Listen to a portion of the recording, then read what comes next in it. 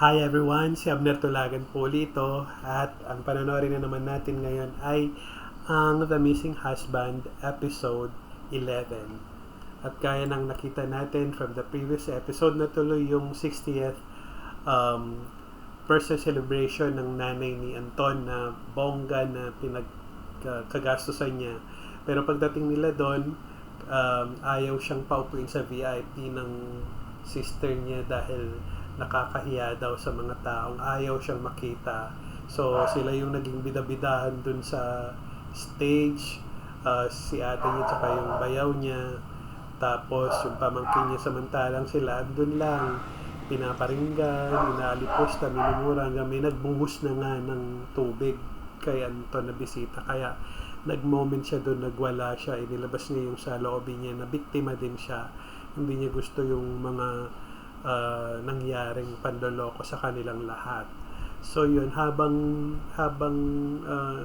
nandun siya, dumating naman yung mga polis at binigyan siya ng sabpina. Hinuli siya, kaya yung nanay niya inatake sa puso at walang pakialam yung mga polis, dinala pa rin siya sa presinto.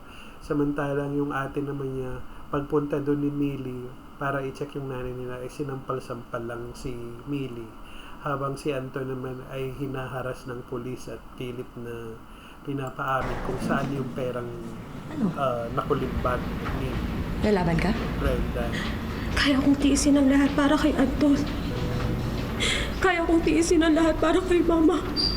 Pero sumusobra ka na, ate. Yan, sige, sabihan mo yan. Hindi dapat ka patatalo dyan. Simula pa lang ayaw mo na sa akin. Paano naman kita magugustuhan? Ang dami namin nagdusa nung eksena ka sa buhay ni Anton. Tapos ngayon mas pipiliin ka niya kaysa sa amin? May sariling buhay na si Anton. Kaya niya na magdesisyon para sa sarili niya. Tama. Hindi na siya batang maliit. He's an adult now. Ang dali-dali sabihin. Hindi mo alam ang pinaghirapan namin ni Mama para makapag-aral si Anton. Ako mismo ang nagsakripisyo. Umasa ako na uunlad siya at isasama kami sa pag-unlad niya. Pero anong nangyari? Dumating ka. Sinira mo ang lahat. Tapos nagpabuntis ka pa, malandi ka! Diyos ko. Ang sama talaga ng bunganga nitong babae na to. Excuse me po. May mga nagpapahinga pong pasyente. Ayan, sige. Nakaka-istorbo po kayo. Pahatak Sorry sa po. security, palabas yan. Jay, baka paalisin tayo dito sa ospital. Ano na? Alam mo, Umirit pa talaga. ikaw ang may kasalanan kung bakit nagkakandaletse-letse yung pamilya na to eh. Kung hindi ka nagpabuntis, hindi mapipilitan si Anton na bumalik dito. Hindi na iiwan yung buhay niya sa Qatar. Hindi sana siya naghirap at hindi nabulag sa pera. Tapos ngayon, kami rin nadamay mo. Pati si Mama. Ang babae ito pa ulit-ulit Hindi ko naman ginusto. Alam mo, bagay sa'yo ang walang sariling pamilya. Ay, ganon. Dahil lahat ng dumidikit sa'yo, kinakaladkad mo papuntang impyerno. Dapat ikaw ang nasa impyero, ikaw yata si Satanas. Bagay sa'yo ang mamatay mag-isa. Sana mawala ka na sa buhay namin lahat. Yasmin. Parang Paano nga natin sinok mo sa baba? Ang palamig ka muna rin. Teka.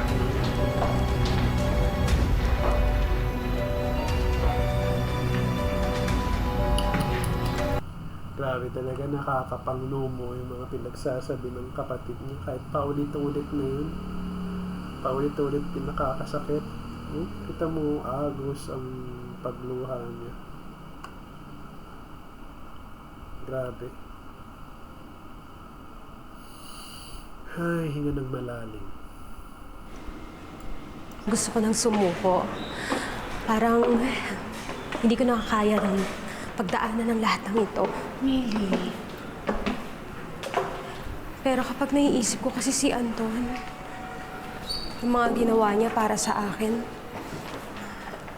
hindi ko talaga kayang talikuran si Anton. Okay naman. Kaya tinitiis mo ang lahat. Bait naman Kahit si Anton. inaalipusta ka na ng kapatid niya. Maliit na bagay lang yun.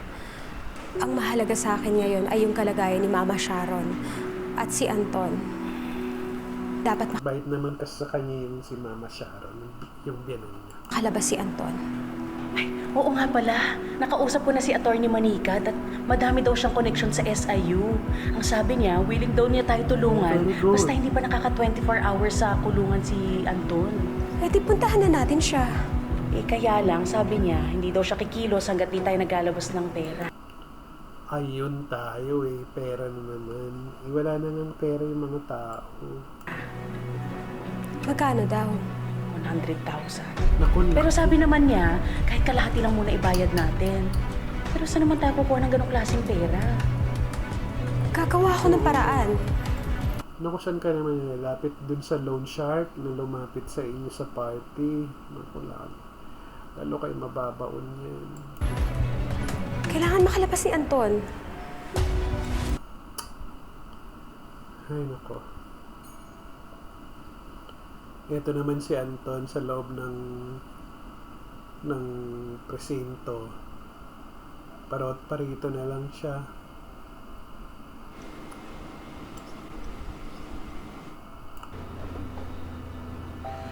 Nakakapraning na nga naman yun.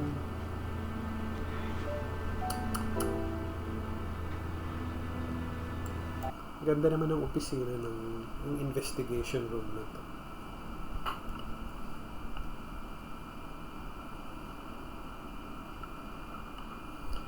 Okay, flashback siya.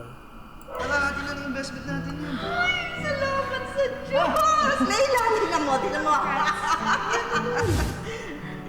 3, 2, Aba, flashback number 2.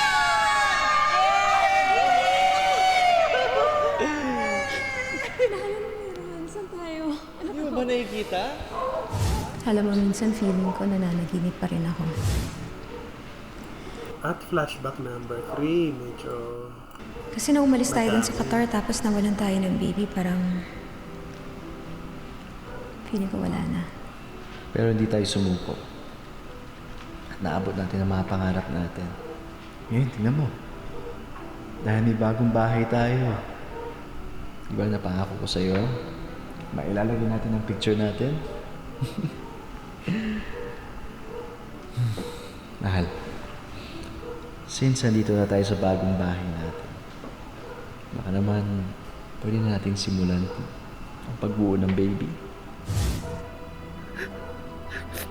haba ng flashback. Pero buti nilang magaling umarte si Rocco na sino.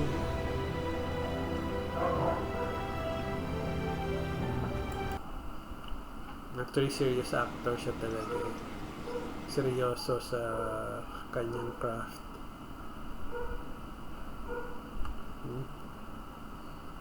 Galing umarte. Hala, anong ginagawa niya si Nick dyan? Ito yung isa sa mga nag-invest ng malaking pera.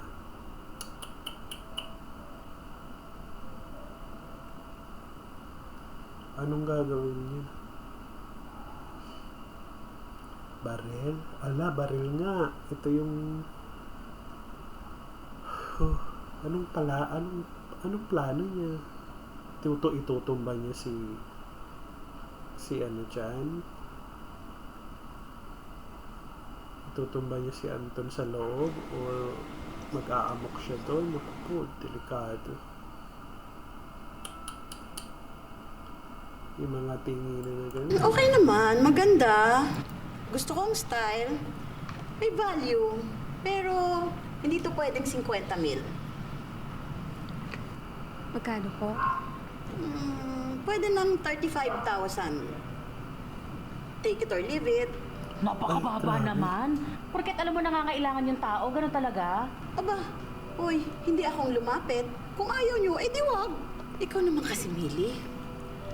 Mag-aasawa ka din lang. Doon pa sa scammer. Di ba? May nanliligaw sa yung Amerikano sa Yun Qatar. tayo. Sana siya na lang ang pinakasalan mo. Nagsisermon pa eh. Hayahay pa ang buhay mo sa Amerika. Aling Yeva, huwag na muna natin pag-usapan yun. Kailangan ko ho ng 50,000. Kaya niyo po ba akong pahiramin ng kulang? 10% interest kada buwan. Grabe naman. Ang tindi nitong loan shark na to. Loan shark nga naman sa bagay. Grabe. Saan ako napunta? Wow! Eh kung istruhin nyo na lang kaya yung dugo ng kaibigan ko. Makawaw ka naman dyan. Yung kaibigan mo, ha? Alalay mo, ha? Asan yung liha Tigilan nyo? mo. Parang gusto kong liitan ng dila nitong tao. Subukan mo, Glenn, subukan mo. pumapayag po ako sa interes. Okay, sige. Millie, usapang matino ito, ha?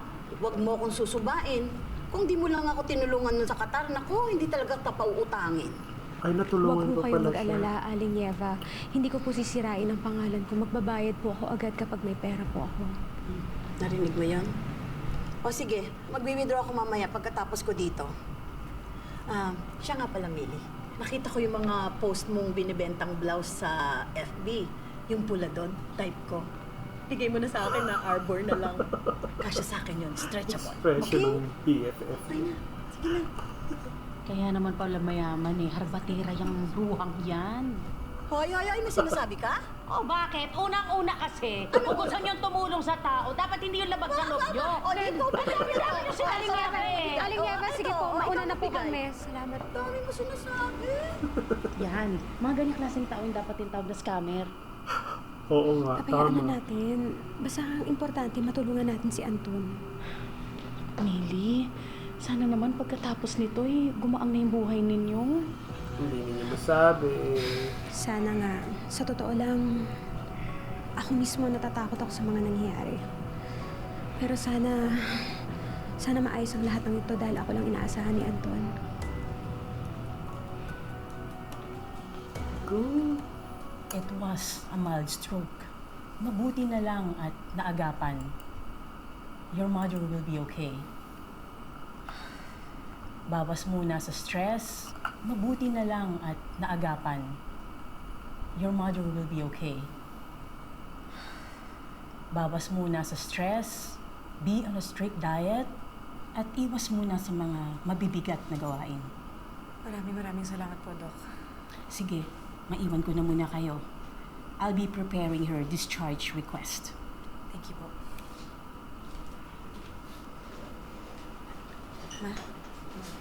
Salamat po. Grabe kasi kayo nagbibigay ng stress sa nanay niyo din. Okay ka lang? Ano nang nangyari kay Anton? Kamusta ang kapatid mo? Pwede ba? Ang galing umarte ang Sarili mo nanay. muna isipin yun. Kakasabi na ng doktor, bawal ma-stress. Tulungan mo ang kapatid mo, Leila. Ano pag maitutulong ko? Said na kami. Hanapin ni Anton. Na, nandito na po si Tita Ning.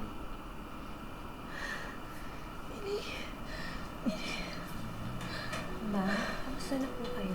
Okay na ako. Umuhong na lahat. Yung asawa mo. Nasaan na si Anton? Nasa detention facility po siya ng SIU. Pero kumikilos na po yung abogado na kinuha ko.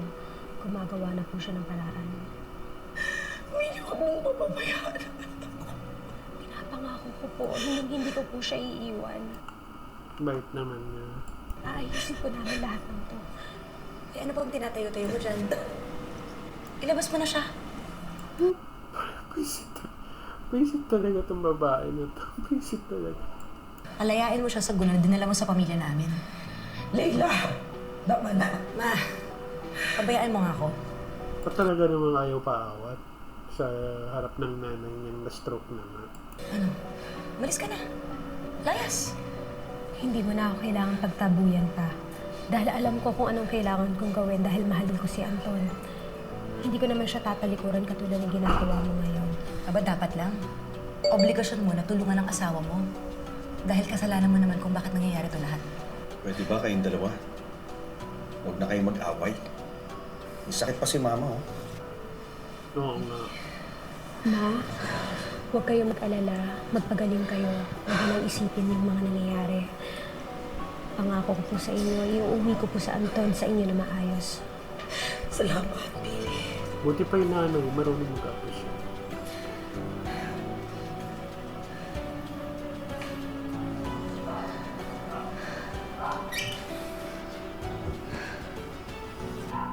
Buti nga, Rosales, hindi siya tiningnan ng nanay. okay ka na. Ano nangyari? Inareglo ka na ng abogado mo. Sino nagpadala ng abogado?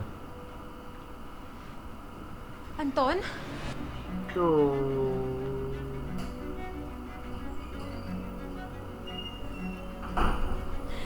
Diba sabi ko naman sa'yo, hindi kita pababayaan. Sa wakas, nagkaharap din sila. Ngayon lang sila nagkaharap. Si Mama. Nasa ospital si Mama. Mild stroke lang. Pero makakalabas na din siya. Kasalanan ko to eh. Stress si Mama dahil sa akin. Nasira na yung birthday party niya dahil sa akin. Anton, huwag mo nang isipin yan. Ang importante, makakalabas ka na. Attorney, maraming salamat po talaga sa pagtulong sa amin para makalaya si Anton. Wala namang Ang basic. ito yung hindi siya PNP pero siya yung katumbas ng PNP sa universe ng kwento kasi talagang ina-avoid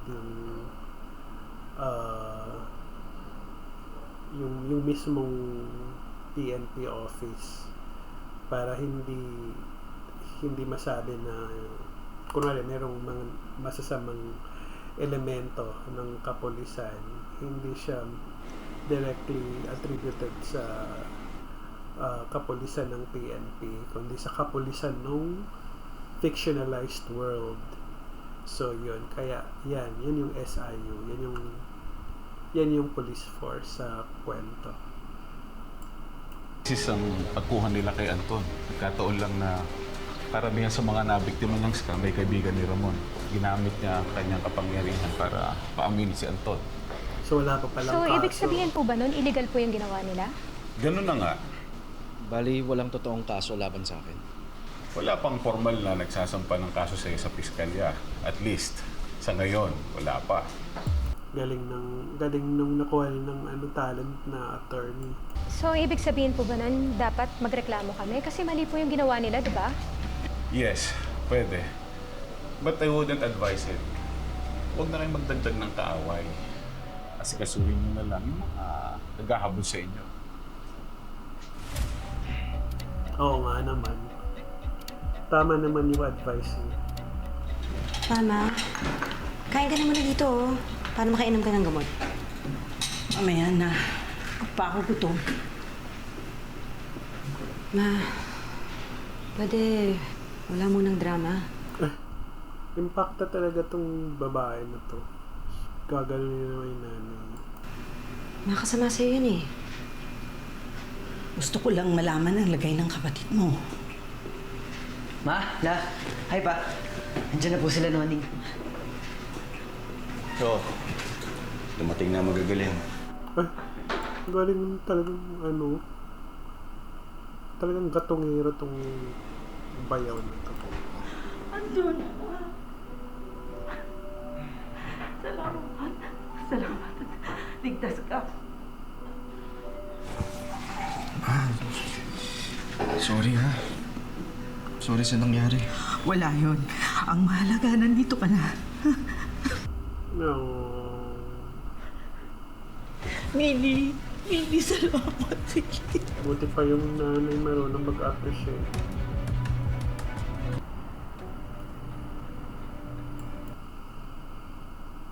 Ay, nako. Mahal, pwede bang dito muna tayo? Ayoko pa umuwi eh. Anton. Dami-dami ko iniisip ngayon. Mga tao dapat ko balikan. Mga bayarin na dapat harapin. Gulo-gulo ngayon.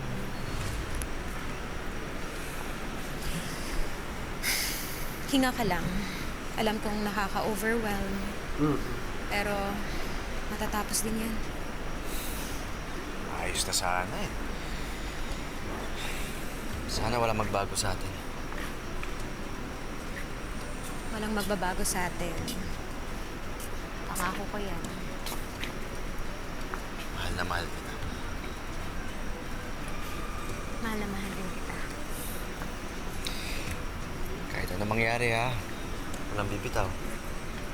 Oo Oo naman. Walang bibitaw kahit anong mangyari, Anton. Basta magkasama tayo. Yeah. Yun pa rin. Kasalanan mo to, Anton Rosales. Opo. Nakakatakot yung angulo ng very threatening yung dating ng itsura ni Mark Heras dito. Patawarin ako ng Diyos pero kasalanan mo to. Ayoko naman umabot sa ganito eh. Pero kailangan kong makuha yung pera ko.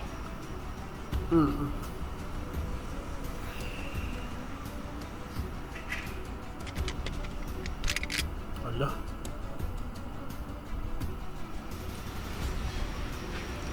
Alam mo, mahal, grateful ako na ikaw yung napangasawa ko.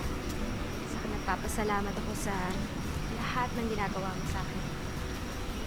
Lalo na ako. Pero teka, hindi pa tayo kumakain ng dinner, ha? Kanina ka pa walang kain. Oo nga. Parang sa presinto ka pa walang kain. Naalala mo, ganito tayo sa Qatar, eh. Yung nagpipiknik habang nangangarap. Tagal na nga natin hindi nagagawa yun. Ano? Makabili na nga ng pagkain. Ano gusto mo? Kahit ano, sa bahala ka. O sige ha, ako na bibili. So-surprise kita. Oo, sige. Gusto mo fishball siguro. Barbecue. Crispy pata. Pwede. Lahat na! Nasa likod pala ni Mili. Ayun o. Ala. Hello, Anton?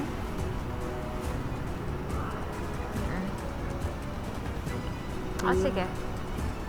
Pwede na rin yan. Nako po.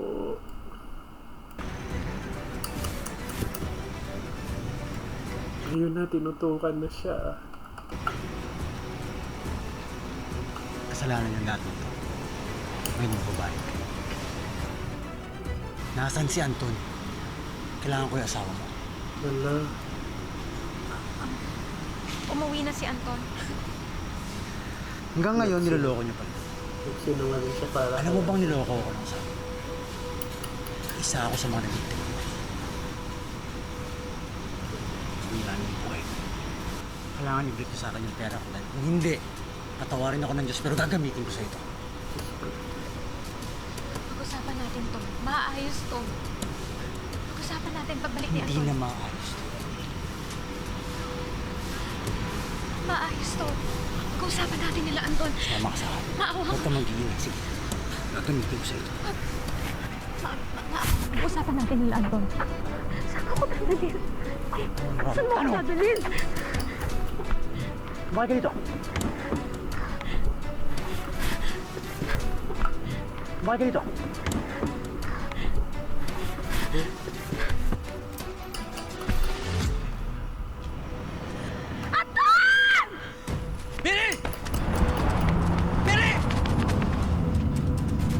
Nako po.